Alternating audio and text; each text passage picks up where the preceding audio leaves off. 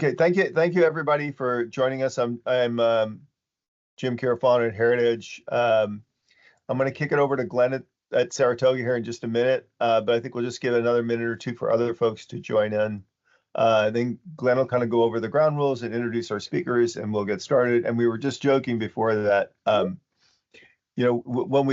when Glenn and I had this idea, we really didn't think that that whole part of the world was going to be turned upside down with stuff going on in Syria and Georgia and everything else. But so it turned out, I think, is a really opportune time for a conversation about all of this. And then Glenn's going to tell us exactly what the Trump administration is going to do, which I'm really looking forward to. I'm very excited about that. Yes. Yeah, my crystal ball. Yes, I'm just kidding. All right, we're going to give it another 60 seconds. Thanks again, everybody, for joining us and participating. And as a lot of I'd love to say that in the U.S., the space of people working on the Caucasus and Central Asia and the connectivity is expanding and growing, but it's really not actually. But Glenn's been great at this, and Heritage is super interested in this. So we are always interested in bringing people together and having more conversations and sharing situation awareness. So if anybody has any ideas or they want to suggest anything, I think I can speak for Glenn that we're happy to try to organize more and connect more people. So, because I think this is an important part of the world, for really not for the U.S. and really the entire Eurasian community. So, the more I think we share information and discuss about these issues, the better off I think it is for all the people that share the hope of linking free and open spaces together and improving prosperity and security and freedom for all of us. So with that, let me turn it over to Glenn Howard. As many of you probably know, Glenn has recently stood up a new think tank called the Saratoga Foundation.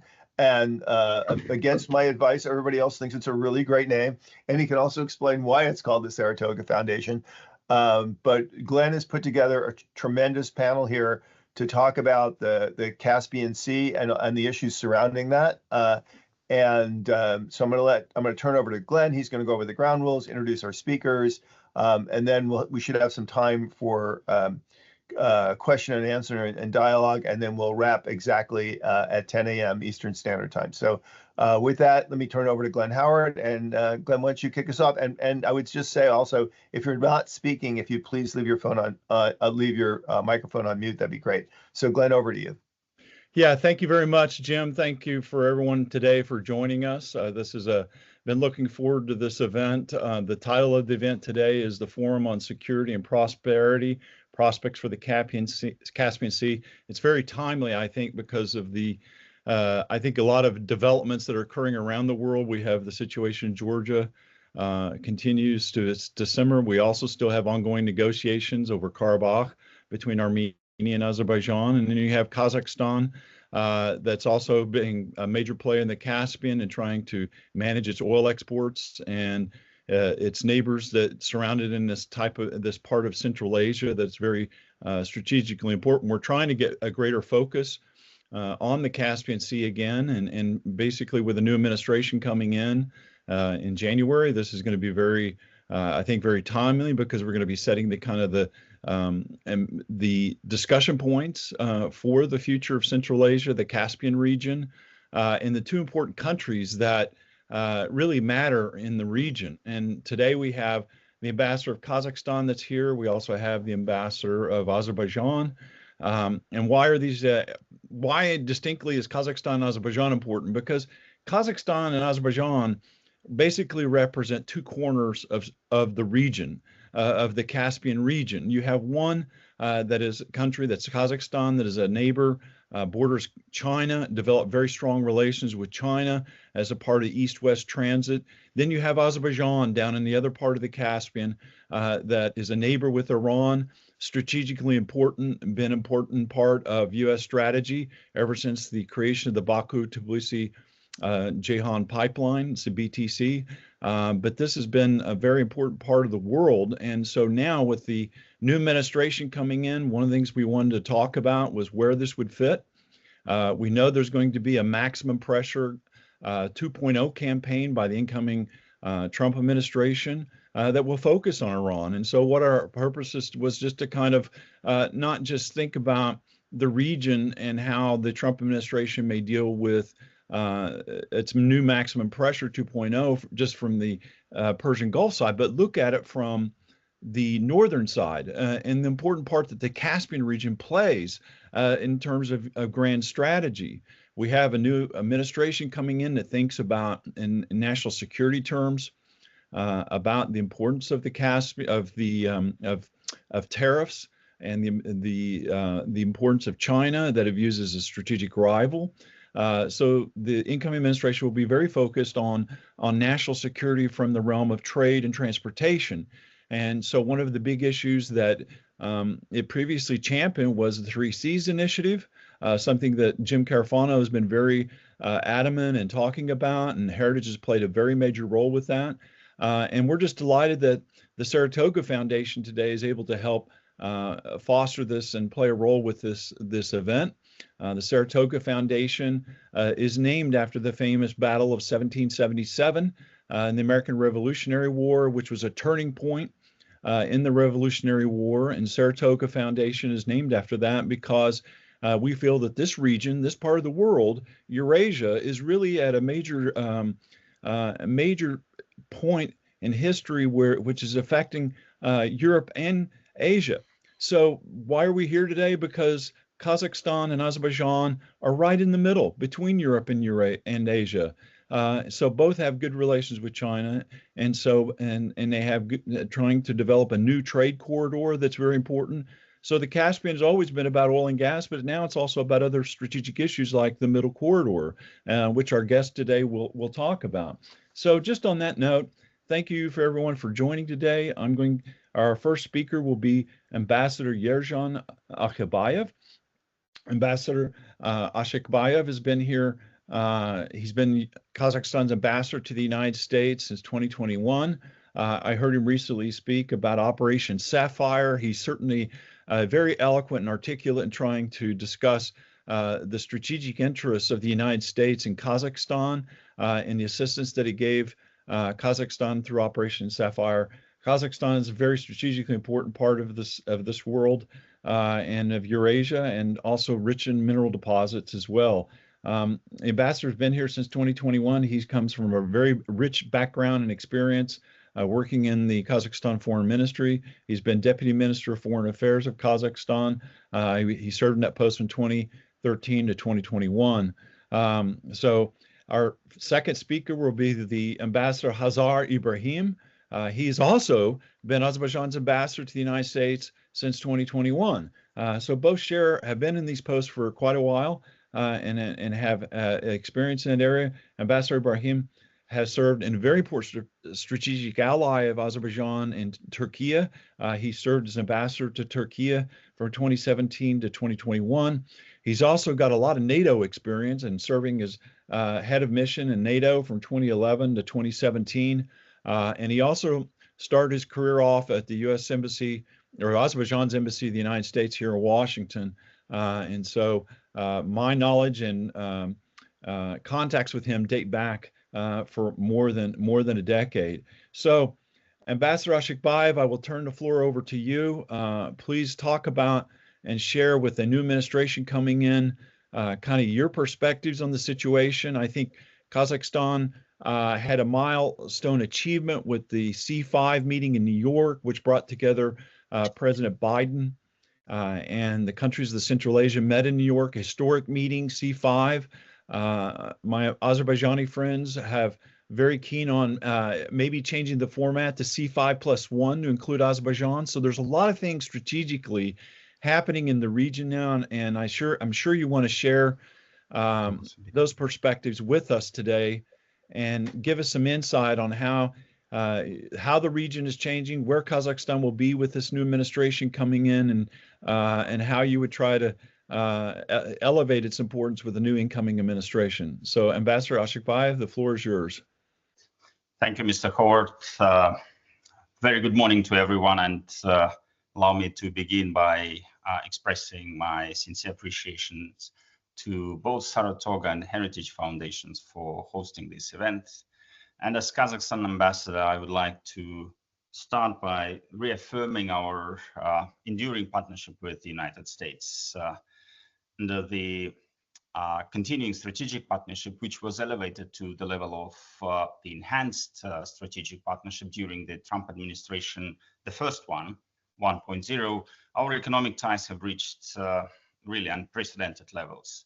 And following the recent call between President-elect and Trump and President Tokayev, we are really optimistic about maintaining and strengthening this high-level engagement. Our partnership with the United States overall has been really transformative. Early agreements on giant oil fields with Chevron and Exxon have not only driven Kazakhstan's economic development, but also fostered investments, highlighting the Caspian region's role as a both bridge between East and West, but also a land of region of immense opportunities. And just recently, President Tokayev fittingly remarked that the Caspian Sea is not only a vast reservoir of resources, but also a sea of unlimited opportunities.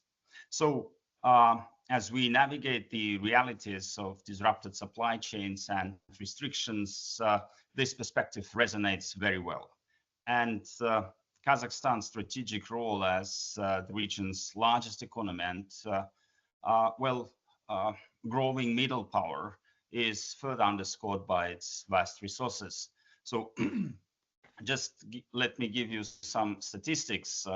Kazakhstan's accounts for 43% of global uranium production. We're ranking among top 15 oil producers, and we're holding significant reserves of critical minerals.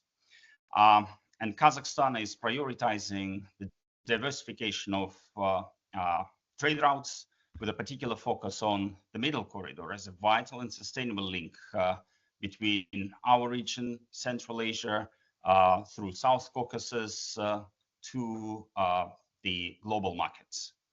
And its growing importance is evident with cargo volumes increasing by an impressive 63% in the first 7 months of 2024 alone.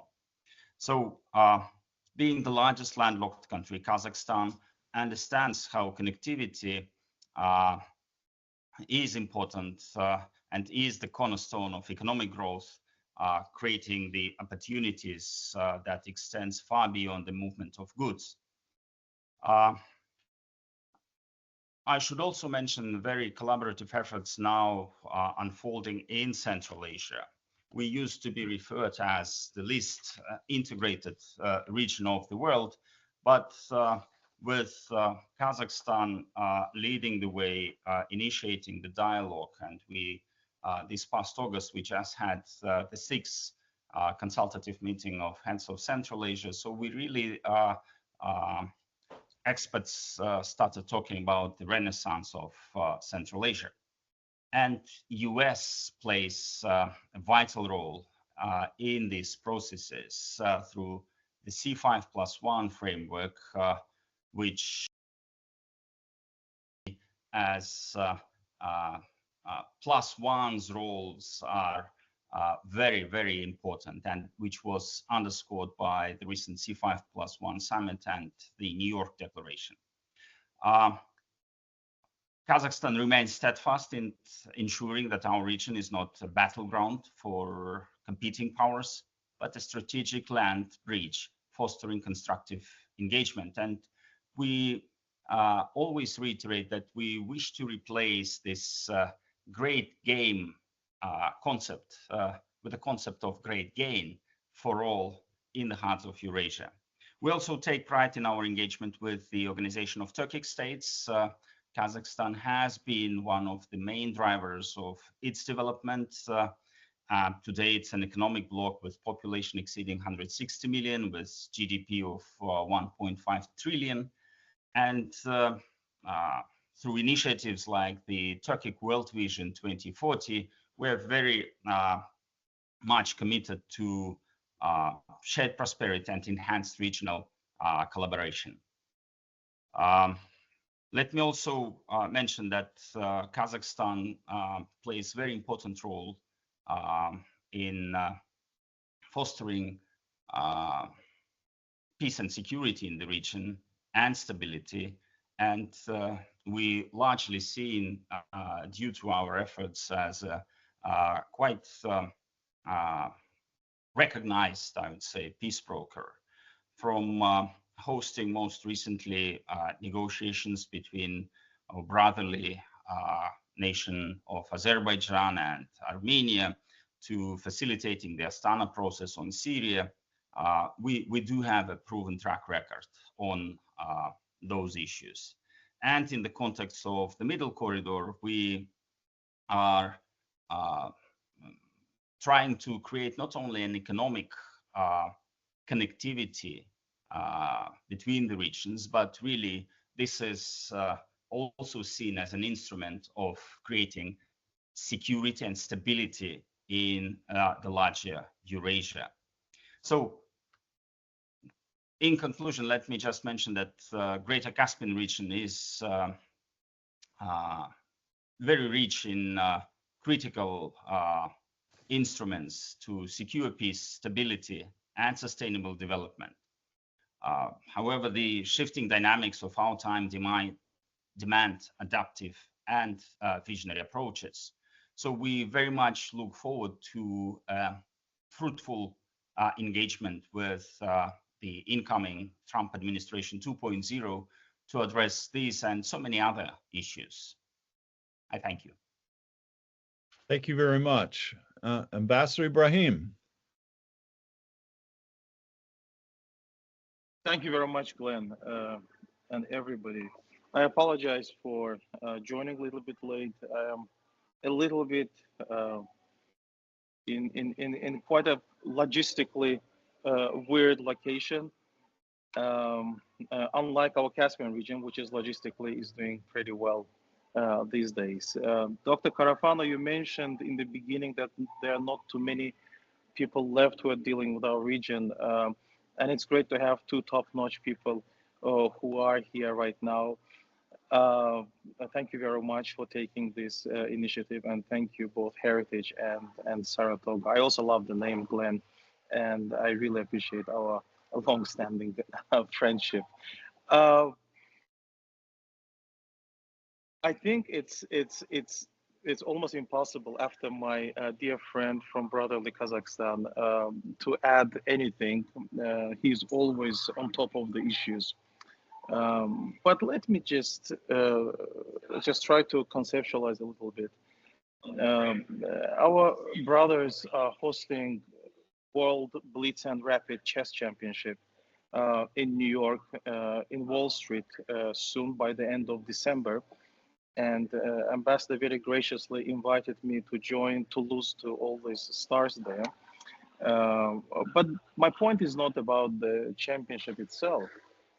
It's chess championship. And I think nobody could have put it better than late strategist Zbigniew Brzezinski in his book, Grand Chessboard, about the importance of the Caspian and in general of Eurasia for the United States interests. So we are just followers and students of this great wisdom. And he definitely very well described deriving all the data when you see that basically 3/4 of the world population lives in Eurasia, where the most of economy is happening here. Most of everything else, if I may put it this way, is happening here. And of course, Caspian is right in the middle of it. So therefore, number one thing which conceptually should be taken into consideration is location, of course. When you look at the map, you can easily see that why Caspian is important with all the data coming into it. My dear friend mentioned all these institutions which were trying to develop, advance, like Organization of Turkic States. Glenn Howard mentioned C+C5, and he said that maybe Azerbaijan could be +1. Glenn, I should give you good news. We're already having that. So my president is always invited to all C5 meetings in Central Asia. And as Zbigniew Brzezinski put, it's not just brotherhood, it is brotherhood, but it's also reality. We should be all pretty pragmatic because Azerbaijan, indeed, as Big Brzezinski put it, cork from the Caspian Sea. Second thing, which I believe is very important to take into consideration when we talk about the Caspian Sea and its importance for the US interest, is of course resources. My dear friend mentioned uranium and everything else. Basically, Kazakhstan has, I think, everything world world can actually possess. But the point is how we extract them, how we make them available. And on that, we, I think, worked very well. Uh, Baku Tbilisi Ceyhan was mentioned here. Of course, all these pipelines taking Caspian energy resources to the European market made it very, very critical for European energy security recently. Azerbaijan already exporting its natural gas to dozens of European nations, and the number is going up. We have a special agreement with the European Union to increase and to export more to European markets. But it's not only about fossil fuel. And I don't want to go into all this climate change issues, despite the fact that we just hosted COP29 quite successfully, and we had very good cooperation with the United States. And we all understand that it will be a different situation probably with the new administration. And we're also very pragmatic. We all understand that. And my president put it in the most eloquent way that while we are transitioning, everybody's transitioning to the renewables, but we never forget all this classic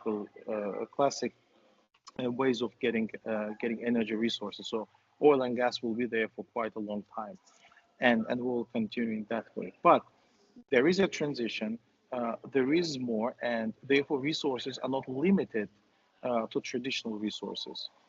Wind is huge, and apparently Baku, and many of you visited Baku, and you understand that Absheron Peninsula, which looks like a beak of an eagle, is the second windiest place in Europe. And we have a lot of wind potential. Feasibility has been conducted already. We already have a lot of contracts signed with the major international companies. And in fact, just one information would show this huge potential. We have 20 times more wind potential that we can ever use domestically, which means that we'll be exporting most of it. On top of it, when we'll be using renewables inside Azerbaijan, it means it will free also some natural gas, which we'll also export to our European friends. So new resources, wind, solar should be taken into consideration too. And we're working very closely with our Central Asian friends. We're working with our Georgian friends, and Georgia was mentioned here too. And I hope that stability will happen in our friendly Georgia very soon. Romania and Hungary to build the submarine cable under the Black Sea, which would allow to transport 100% of Azerbaijani wind energy into the European market. So resources are very important. Those which my dear colleague mentioned, on top of it, the new ones which we are getting. And three, I think we should look into the dynamics. Of course, they're also related to resources and location as well. What are the dynamics? Everything geopolitically, geostrategically, put it in any context, is happening around us, period. And it was happening around us. All the conflicts are around us. Just yesterday, we had a lot of back and forth with our strategic ally, Turkey. My president spoke with President Erdogan, foreign minister spoke, and we committed ourselves to help Syrian people to get back on their feet. And also on any other conflict, we are trying to do our best to have our role in the most constructive way. These are the realities, so we cannot run away from that. So all the dynamics, current, past, or future, will definitely will be around the Caspian Sea, and they will affect us. Be it strategic competition between United States or China, be it something else, be it hot, cold, you name it, it will affect us. So being together, working closely is very important for us. And I think it serves also, so that would be my kind of hint to the new administration. Let take the advantage of Central Asian countries, Azerbaijan, and hopefully some others in future too, who are for the first time in history cooperating not only on paper, not only in terms of meetings, but also practically in many ways, and have the U.S. Caspian region relations move forward. Thank you very much. Well, thank you very much for that overview, Ambassador Ibrahim. I think both of your presentations kind of highlight the importance of the region, that you want to have very good relations with your neighbors. The United States has consistently shown that there is a track record of recognizing the strategic importance of the Caspian region. And it began with the Baku-Tbilisi-Ceyhan pipeline. The U.S. backed that project. It was very strategically important to help you. You mentioned the book by Dr. Brzezinski, The Grand Chessboard. It's always been about geography. And for Kazakhstan and Azerbaijan, it's been trying to overcome geography as you move through state building. I think it was President Aliyev said you have to have a state first before you have a democracy.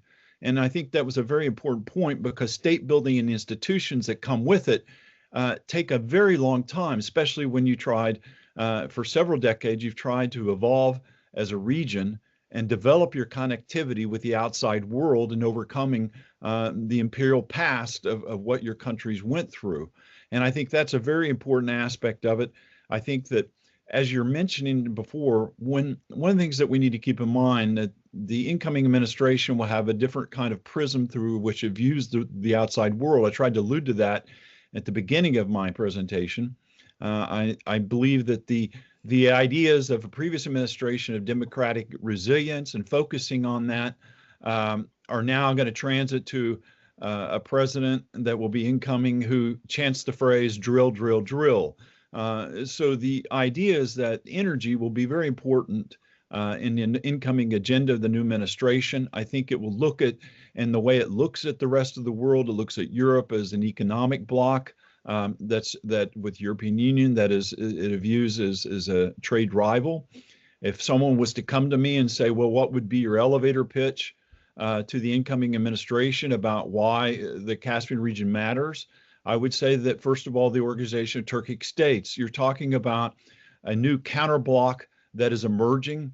That is, you have the population of Turkey, 80 million, plus the population of Central Asia. So you're talking about a vast new market for trade and goods that could be offer an appeal to the United States in terms of how the administration looks at the region, and then how it's situated with the importance of the energy and the role of transport and the trade corridors. So early on in this administration, we have the prospects of Azerbaijan moving in this journey to make peace with Armenia and trying to resolve that conflict. So, and then you have the ongoing Ukraine conflict that is occurring. And so you may have the region as a whole. The Caspian cannot escape the shadow of the Black Sea and the war in Ukraine. I think that many people have talked about the fact that there are 10,000 North Koreans in Kursk province fighting against Ukraine. The new phrase has emerged that the Indo-Pacific now begins in Ukraine. And I think that phrase maybe can help us characterize how the interconnection of and the connectivity between Europe and Asia now is in this region, the Caspian region. And so the specter of conflict haunts this region as both Azerbaijan and Kazakhstan try to develop and live in this neighborhood. It's a rough neighborhood. And so I think these issues are going to be very strategically important. I mentioned Operation Sapphire previously. The United States has shown that it has strategic interests in the region. It showed that when Kazakhstan and Azerbaijan played a major role in the Northern Distribution Network and became a key ally of the United States in helping to provide logistical supplies to the U.S. forces that were operating in Afghanistan. Azerbaijan did it by allowing its airspace to be a transit corridor for American airplanes flying to Afghanistan. It showed that, especially when the air routes through Pakistan were shut off, it opened up its airspace. Kazakhstan also became a very major transit point for the United States. So Azerbaijan and Kazakhstan have a history of working in cooperation with the United States that when we look at the region and how the incoming administration should look at it, I would say, Mr. President, why is the Central Asia and the Caspian region important? I would say it matters because the Organization of Turkic States could be, the United States could be a new join as an observer and try to help shape and mold this organization in ways that can be beneficial to American trade ties and interests. And so these are some of the things that I would throw out there. Obviously, maximum pressure 2.0, the region plays an important role in that. So I've already mentioned that. So I will now, on that note, kind of stop the aspect of my presentation and now turn it over to see if anyone has ambassadors, if you have any comments and anyone in the chat room wants to ask a question, I'll try to call on you to, and ask your question. So, oh, right. Jim, that's a good point. The Heritage Foundation and Jim Carafano have created an informal group called the Sinai Dialogue, which focuses on the connectivity between the Middle Corridor and the 3 Seas Initiative and the Black Sea and the Med. So if he's pointed out in the chat room that if you're interested in participating, just send him an email and he'll send you more information about it. Jim has been a champion of the 3 Seas Initiative, and rightfully so. The Trump administration put in over $300 million in U.S. funding to support it. So my key point here is about how the previous administration was a champion for new alternative trade routes and for building ties outside of the existing trade structures in Europe. So that's a very important point. Anybody else? Do we have some questions from the audience? Oh, I see. Okay, hang on. I see 2 questions here.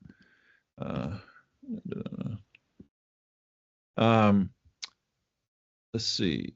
Oh, yes. Kate Chachava asked a question. Hi, Kate. Hi, everybody. It's a great pleasure to be part of this very interesting meeting. I'm joining you from Tbilisi, Georgia. If you guys thought you were going to talk about our region and we would not be in, sorry about that. As you know, we don't really have much in the sense of maybe when you mentioned about economic prosperity, like our prospects with like Turkey has, or our amazing neighbors with all the potential. But I think the in sense of the Georgian developments, I think it's extremely crucial to also find a way.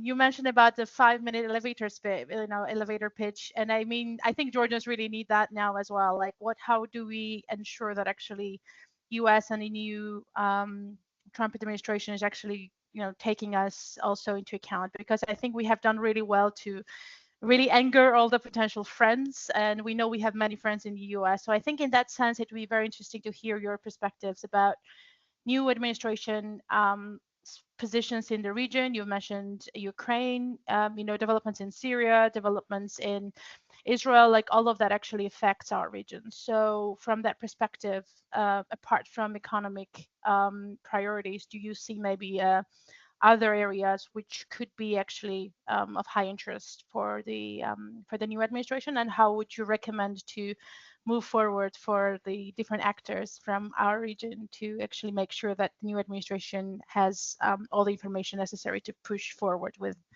prioritizing work in the areas and in the region? Thank you.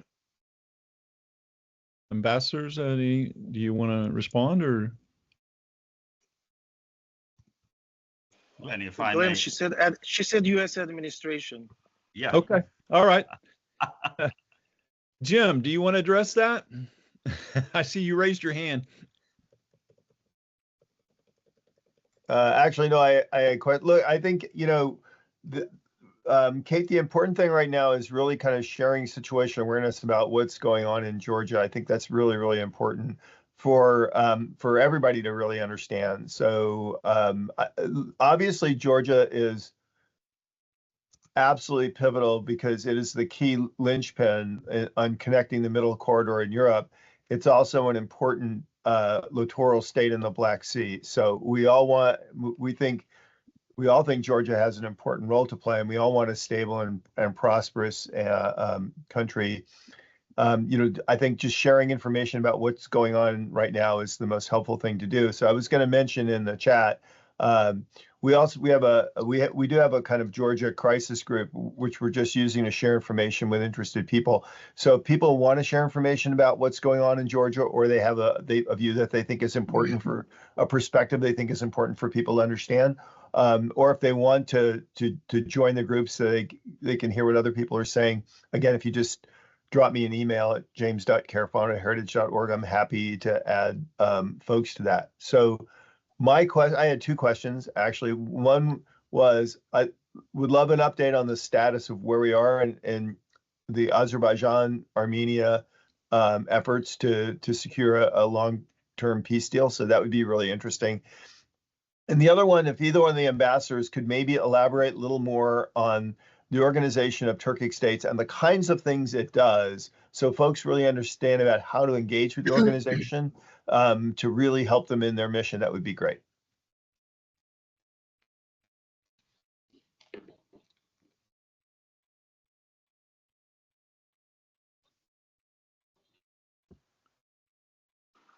Czar, do you want to go ahead? Yeah, I always want, if you allow me. First, of course, I understand U.S. administration question from our Georgian colleague here. I cannot not say anything about Georgia because personally, from my perspective, Georgia is our eternal neighbor and eternal friend. And therefore, stability in Georgia is absolutely crucial. And Azerbaijan has always been by the side of Georgia. And even these days, there were some deals signed between SOCAR in order to help Georgian economy. So all the best to our Georgian friends, and I'm sure that we'll continue working very closely with them on all the critical international and regional issues. Coming back to the question about Azerbaijan-Armenia negotiations. Well, they are good news. We are negotiating quite intensively. One, two, we are negotiating basically directly, which is also very critical because at the end of the day, we're also eternal neighbors and hopefully at one point friends. I don't believe that it can happen very fast, very soon, because it will take probably generations to have complete sustainable stability in the region. But we can take very important steps right now to build this positive perspective. So direct negotiations already produced some positive results, and on the draft, we have agreed on the most of the points. The couple of issues which I believe are solvable, but the main issue remains that there is a provision in the basically in the preamble of the Armenian constitution, which refers to the Declaration of Independence of Armenia, which has direct territorial claims against Azerbaijan. And not only Azerbaijan, but I am speaking about Azerbaijan. So if we want to have sustainable peace, of course, whatever deal we sign should be sustainable and workable. If it goes against the constitution of one of the states, it's not going to work. So therefore, we hope that our Armenian counterparts and colleagues will be able to tackle that issue. So positive thing is that we're moving forward. We have solved most of the issues, but this stumbling block is still there. Another thing which I believe is a stumbling block is, if I may phrase it this way, is negative influence of some outside actors. Uh, some are state actors, some are some political forces in some countries, which basically take the side, and instead of helping, they spoil the situation. So I hope that we will be able, together with our counterparts in Armenia, to get rid of the stumbling blocks, because I think uh, on the draft itself and also on the ground, when we already delimited some of our borders and we're talking on communications, that progress needs to be continued. As far as the organization of Turkic states is concerned, well, as former Azerbaijan ambassador to brotherly Turkey, um, let me tell you one thing which I believe many are omitting. Everybody, or most people, look at OTS as something geopolitical. Well, we shouldn't. It's very practical. It's very natural that we have this organization because we have the same roots. Uh, but at the same time, it's not going against anybody. This is the organization for the sake of strengthening relations among the members of OTS and in the most practical ways. Uh, Many might think that yes, we're working through OTS on some cultural, political, and other issues. But believe me, there are some specific issues which would help also the middle corridor, logistic, infrastructure. There are some working groups where we work on customs fees, on regulations. These are very critical because that would open up all the potential of the Caspian region to all the partners who want to work with us. Thank you. Ambassador Ashikbayev, do you have any comments on the Organization of Turkic States and Kazakhstan's perception involvement? Of course, but let me first address the issue of our participant from Georgia. Even though it's the question was to the US, I would say my personal vision is that some consistent strategy on the part of major players connecting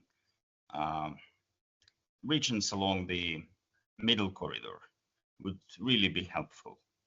And in what I mean by that, so the United States do have a strategy with regard to Central Asia, though a bit outdated since realities changed dramatically back in 2021, and the reference to Afghanistan is no longer that relevant as it was highlighted in the strategy. So, but it's my understanding that there has never been a consistent, coherent US strategy with regard to South Caucasus due to different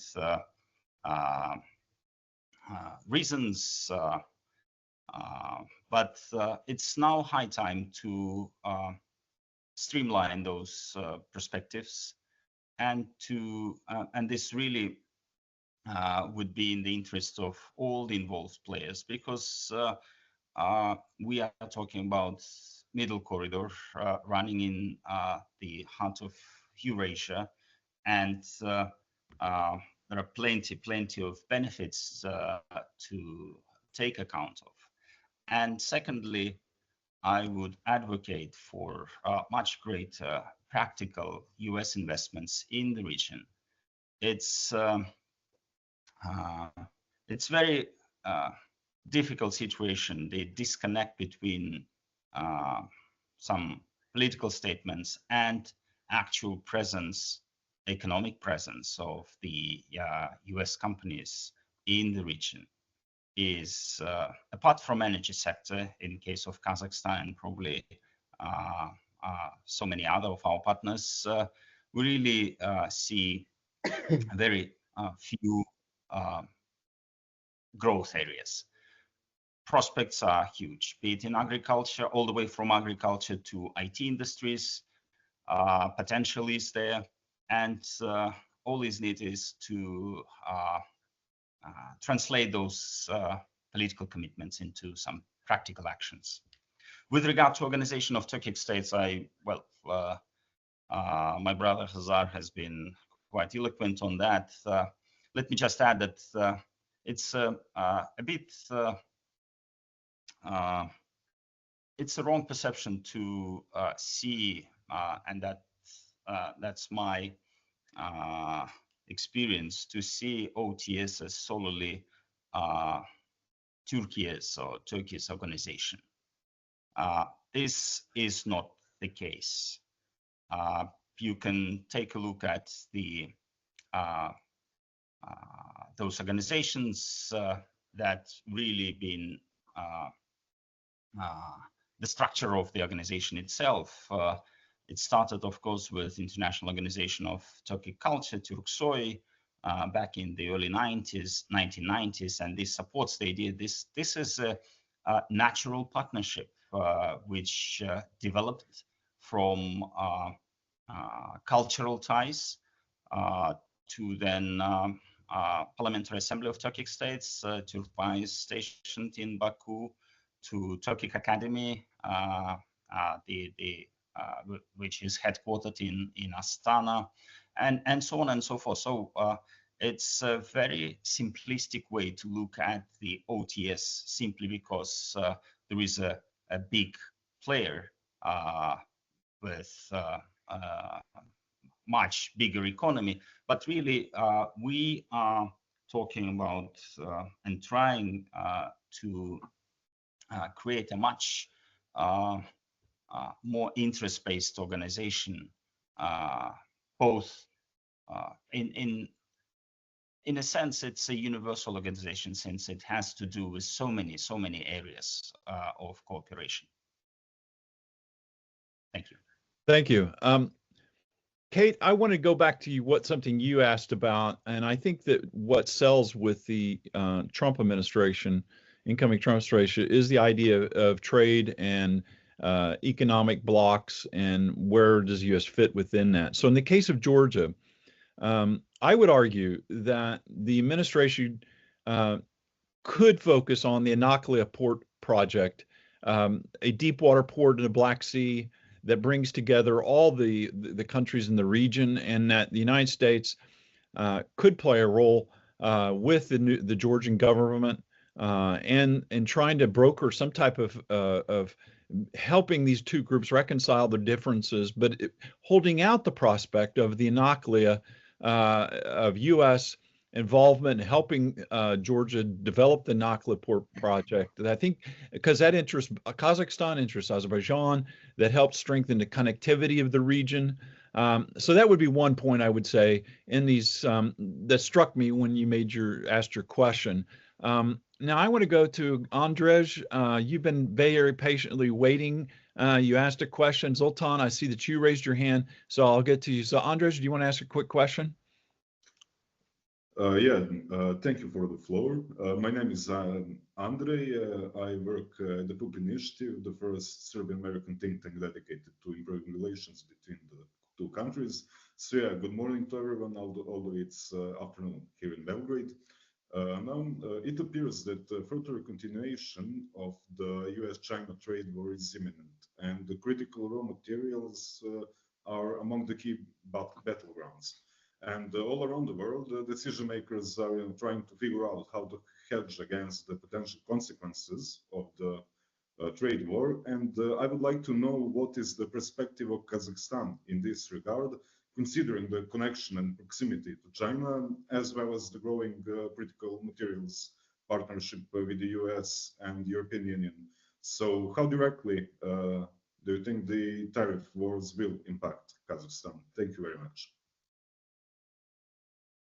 Well, thank you, Andrej, for your question. And I'd say Let me start first with the very successful visit by my president to Belgrade just recently. We are forging very amicable and interest-based relationship. With regard to trade wars, looming trade wars, I would say the best answer is diversification, hedging against those risks. And really, Kazakhstan has been the case in this regard. Let's take uranium. As I mentioned, Kazakhstan accounts for roughly 43-45% of global natural uranium production.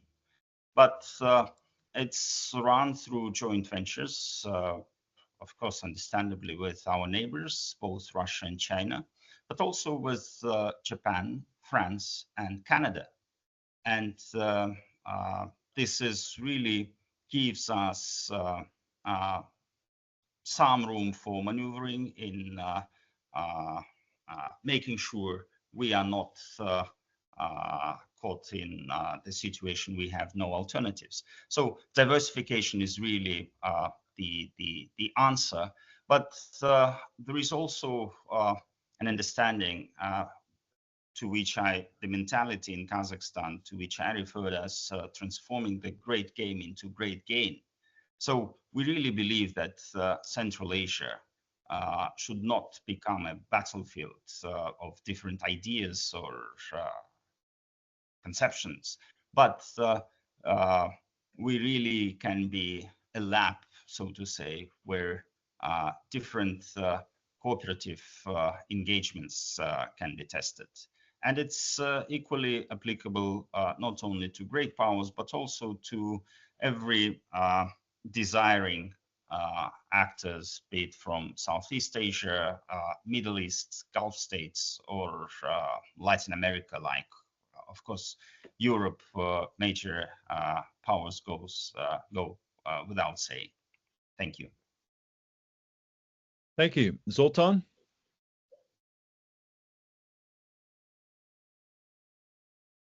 Okay. So yes, my name is Zoltan Kushkovic. I am from Budapest, from the Center for Fundamental Rights. I'm a geopolitical analyst, and I wanted to make a small intervention supporting Their Excellencies' points about the organization of the Turkic states. Hungary is an observing member of this organization, and I can absolutely confirm that this organization is a fantastic platform for diplomacy and communication, and also, of course, cultural exchange and trade, which comes with it. The ambassador has alluded to the fact that Azerbaijan and Hungary, as well as Romania, have a very intriguing and hopefully very profitable energy project in the future. I think that the OTS has contributed to that. Also, the OTS allows Hungary to sort of escape from the ideologically rigid language of the European Union and communicate more informally and more directly with our partners among the Turkic states. So all in all, I'm not sure that it has no geopolitical implications, to be entirely sure with you, but so far the OTS has been one of the good guys as far as international organizations are concerned. Thank you. Thank you. If anybody else, I'm looking, I don't see any other questions. Jim, if I'm missing anyone, let me know. But Glenn, I think since we haven't talked about Turkey at all. I mean, I don't really have a strong sense, right, on what U.S.-Turkish relationships are going to look like under the Trump administration. I'm relatively optimistic since I think Trump had pretty good relationships with Turkey. As you know, on both the right and the left of the United States, people are divided on this. But I don't know if you had any thoughts on the Turkish relationship you wanted to share, or any predictions on that, and then you can go ahead and wrap. I think, because we're almost at the top of the hour. Yeah, Jim, I would say that the U.S.-Turkey relations, you're spot on. I think the Trump's decision to leave from Syria and order the U.S. forces there, about over 1,000 that are based there, to leave was really very much appealed to President Erdogan in Turkey. I think that in the post-Assad environment in Syria, that Turkey is the regional power that will have a major say in what happens there. Now, there are some indications that the Biden administration ordered airstrikes in Syria. They're somewhat determined to stay on in Syria, and I think it may have been a counter message against the incoming Trump administration. But I certainly see that there are signs that Turkey is very strategically important. They were talking about signing a free trade agreement with Turkey, between the United States and Turkey, and certainly Great Britain was very close to signing an agreement with Turkey that would give it an access to a market of 80 million. So I think that the Trump administration will have a very positive engagement role with it. Of course, trying to decide what happens in Syria in a post-Assad environment, and what happens to the YPG Kurds that are there, who maintain close ties with the PKK, a terrorist organization deemed by the United States, is going to be a problem, and Turkey will have a voice in trying to make sure that this group, which it views as being an existential threat to its national security, that it will be solved, and that Turkey will have a major role with everything. So it's involved. The Astana process played a very important role in trying to end the Syrian civil war, and so the Kazakhstan ambassador mentioned that role that Kazakhstan played with it. So I think Azerbaijan, which has a strategic relationship with Turkey, is very important. And once they resolve these issues, I think Turkey will have an important role with Armenia and improving relations with Armenia once Azerbaijan and Armenia sign an agreement normalizing relations.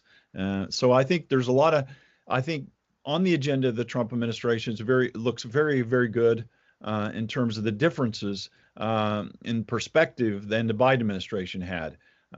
So I think that'll be very enticing to President Erdogan. In fact, President Erdogan was when Trump was assassinated or attempted assassination, he was the first president to call ally of the United States to actually call Trump after the assassination. So there's a deep interest and relationship between the two.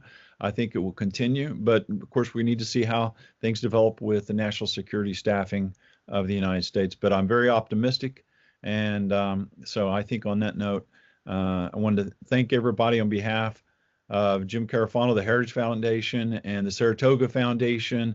Our first joint effort, hopefully one of many to come, will continue. Saratoga Foundation will be posting a video of the event on its website and sharing it. And so we look forward to seeing you all again, and thank you for your participation.